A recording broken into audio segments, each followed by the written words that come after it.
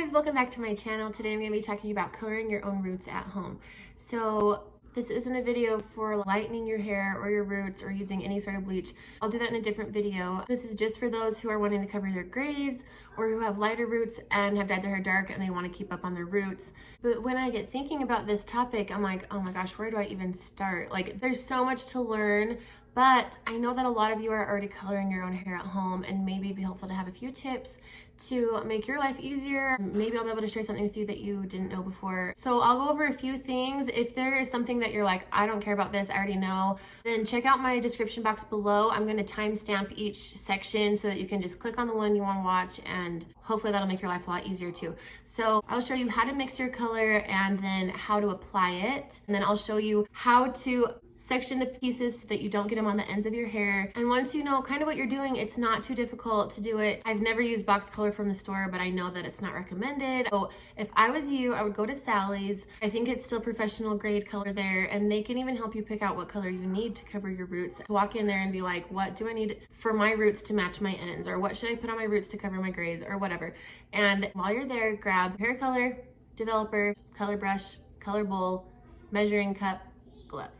So with developer, if you are not covering grays, if you are just depositing color onto your roots to match a darker color on your ends, you need to use a 10 developer or a 10 volume. This just helps deposit the hair color onto your roots, and it's all you need for covering your natural hair to get darker roots. If you're covering grays though, 10 is not gonna be enough. It's not gonna cover the grays because gray is a lot more resistant, and so you're gonna need something a little higher. You're gonna need 20 developer. 20 will kind of help lift the hair first and kind of get rid of that resistant layer, and then it's going to deposit. So for gray coverage, you need 20 developer. And then for processing time, you're going to add 10 minutes to whatever the developer number is. So for 10 developer, you add 10 minutes and you're going to process for 20 minutes. Then you're going to rinse it out.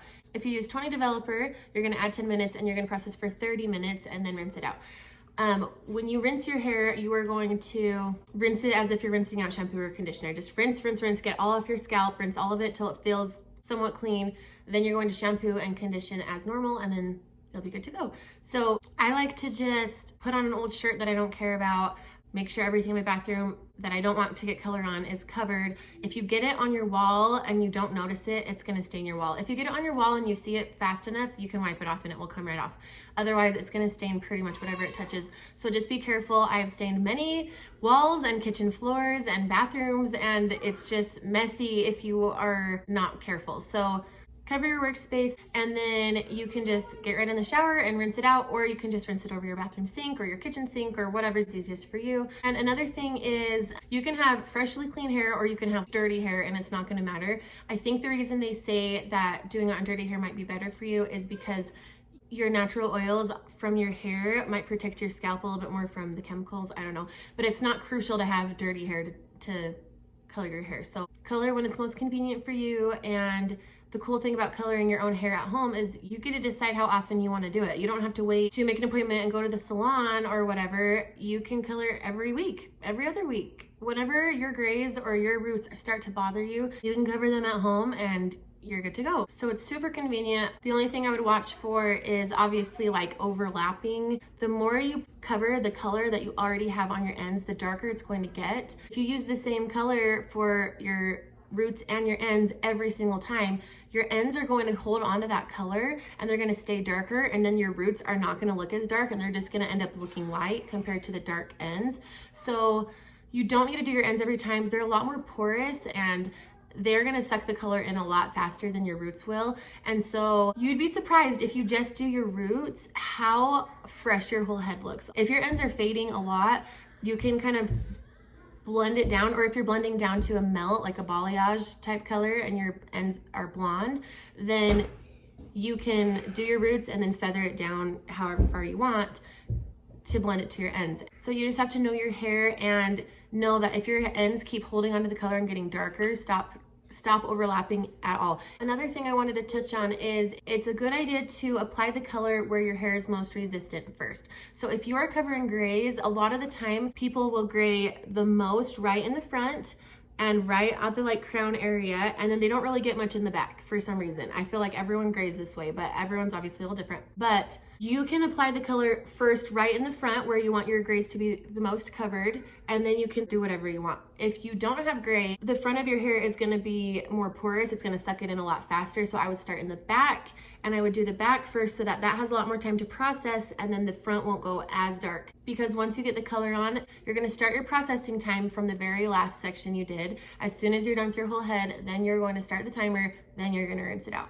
So wherever you start, it should be fine, but I would start in the most resistant sections first and apply it there so it has a little bit more time to process and sit on your hair. That should help with some coverage issues that you might be having. And then one last thing that I wanted to add, if you end up buying a certain hair color and you buy a developer to go with it, and then you end up trying a different color line, you don't necessarily need to buy another developer. The one you bought should be just fine. I think it's like when you shampoo and condition your hair, it's nice to use the same shampoo and conditioner line, but if you end up having a shampoo and conditioner that don't match, your hair is still gonna get cleaned and conditioned and it's gonna be fine. So don't stress or worry if you end up getting a different color down the road and you have this whole bottle of developer left over from your last color, you should be fine to just use it.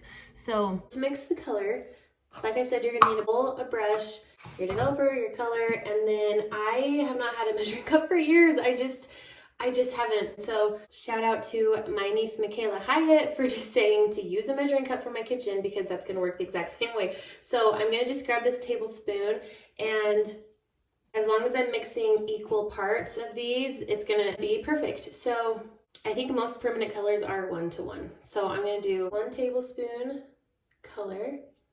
Make sure to always put everything back on as soon as you're done, because if you don't, you might forget, but also it will oxidize and then it will lose its potency. And then I'm gonna do 1 tablespoon developer. Easy peasy. Then you're just gonna mix it till it gets thick. I am using a gel color. You can use gel or cream, it doesn't matter. I'm just used to using this, and so just mix, mix, mix, mix, mix, mix, mix, mix, mix, mix, mix. Okay, so you can see that it's starting to get thicker, and it's not just running right off my brush. It's just taking a second to drip, and it's dripping in big globs. So that means it's not as runny, and it's good, ready to use. Perfect. So now, just grab a comb, then make sure you just go down the back like so. And you're going to want to do down to your ears right here.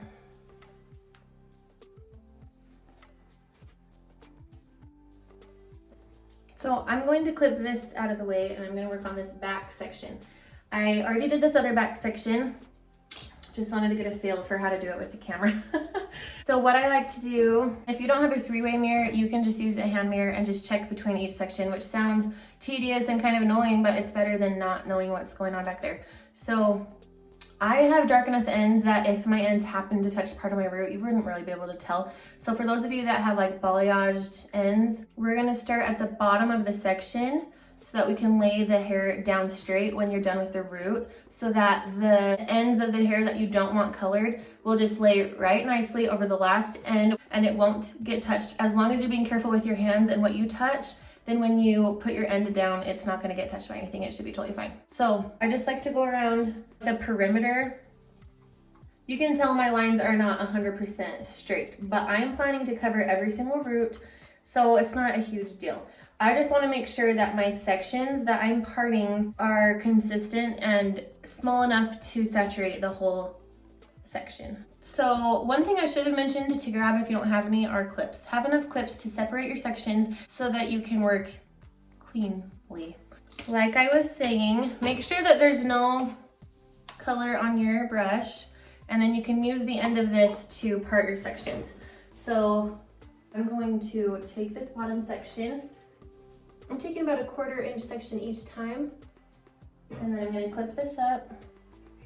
And I shouldn't have done the perimeter first if I'm showing you how to not get it on your ends, because now I'm putting the color up and it's going to touch my roots up here. So don't do that if you are trying not to get color on your ends. Try to just do the roots first, and then you can do the top roots when you're done. And you see how your ends can just lay right down straight and not be in the way of any of the color. So make sure as you're clipping up the back sections that you haven't done any front color, or you will run into that problem up here. Oh, my hair back here is so short. Okay, so now you're gonna just do that section. I cannot remember the last time I did my roots back here because it is so tedious. I usually only go back a few sections at the top, but my hair is dark enough that no one ever knows when I have roots. Anyway, I just color my hair for fun. And so I don't think you have to do this every single time, but if you're wanting nice coverage all over your head, this is a good way to do it and to keep your ends safe. But also, if you have already done your other section, try not to be flipping these ends into that section where you've already done color. Try to put them over to this section where we haven't done the color yet. And I actually feel like when I'm really trying hard not to get color on my ends, I kind of like not wearing gloves. It makes me a lot more careful of what I'm touching. And I can feel if I get color on my hands, and then I'm gonna either wipe it on my old shirt or wipe it on a towel. And that's keeping my hands clean so that my hands are not touching my ends, and that helps a lot.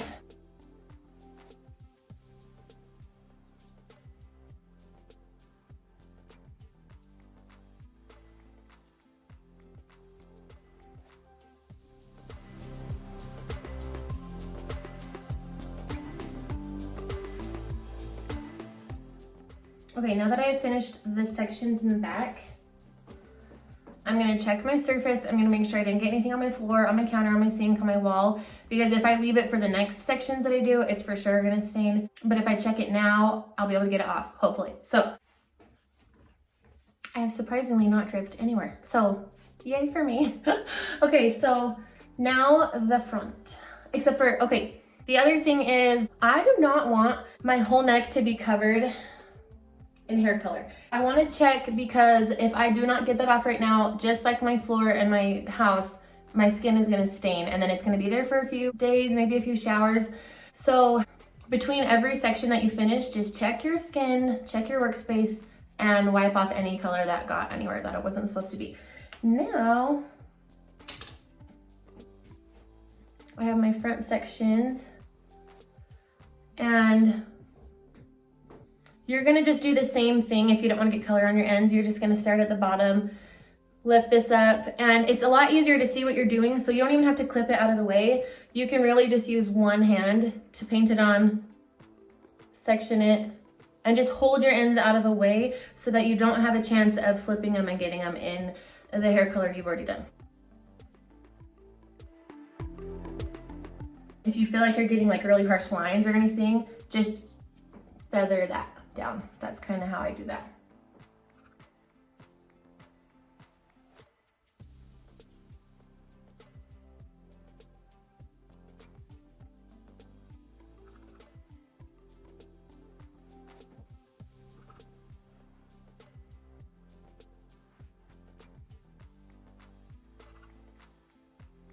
And if you run out of color, just mix a tiny bit more.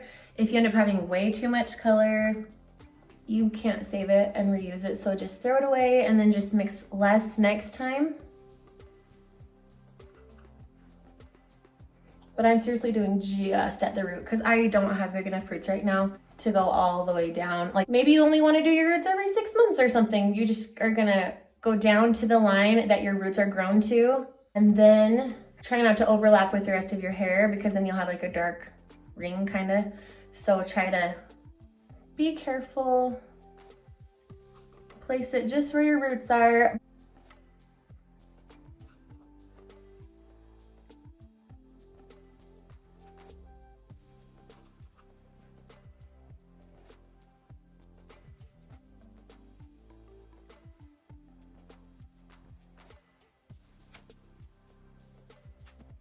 So this side is done, and so far I can't tell where it's oxidizing on my skin, so I'm gonna wait a little longer and then scrub off the places that I feel like it's gonna be too harsh. And one thing I forgot to mention, if you have really stubborn grays and you just wanna coat that color on like crazy, but you don't wanna stain your skin and you're having a hard time cleaning your skin off without taking the color off of your hair, just grab some Vaseline or some barrier cream, put it around your skin, and then you'll be able to get it on the hair as much as possible without getting it on your skin, and then you'll be able to just wash it all off, no problem. Another trick is if you missed some color, if you looked and you couldn't see any color, and then later on you're like, holy crap, there's like a whole there's a whole streak across my face or my neck or whatever and it won't come off, you can try to get a little bit more color, put it on that spot and then rub it off. That sometimes helps take it off. You could use a Windex. We used to use Windex all the time to get it off. The chemicals help clean your skin. So I just check all along the way and try to really make sure that I'm not getting it anywhere.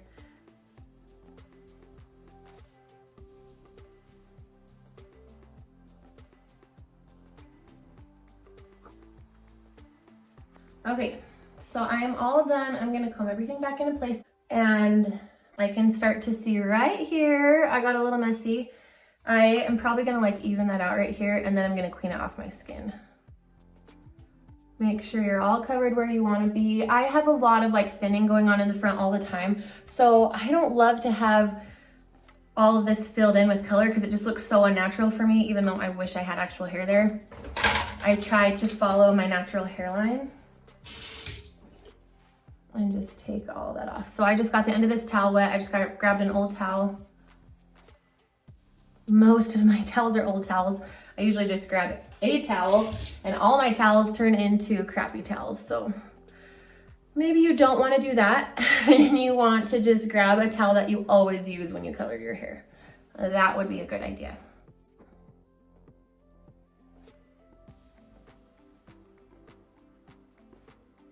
And if your head just itches with this color on, you can grab the end of a comb, the end of your brush, and just itch it. And then if you want to see more color related videos, or if you want to learn how to figure out what color you need for your hair, give this video a thumbs up so I know who's interested, or you can comment down below, let me know, and we can continue on this hair coloring journey. But otherwise, I hope this was helpful for you. I'm going to rinse my hair out and I will show you how it turns out. And then I found this picture in my last video and you can see where my root line is. And it's not really big, it's not really bad. I just like to have fresh roots. But this is what my hair looked like before. It was really hard to tell in the video, and then this is what it looks like after. And you can see how, even though I only did my roots, it looks like I did my entire strand. It's so cool. So hair color is fun, and I think this video is quite long enough, so I am going to wrap it up. Thank you so much for watching. Don't forget to like this video and subscribe to my channel for more how-to videos, and I will see you next time. Bye!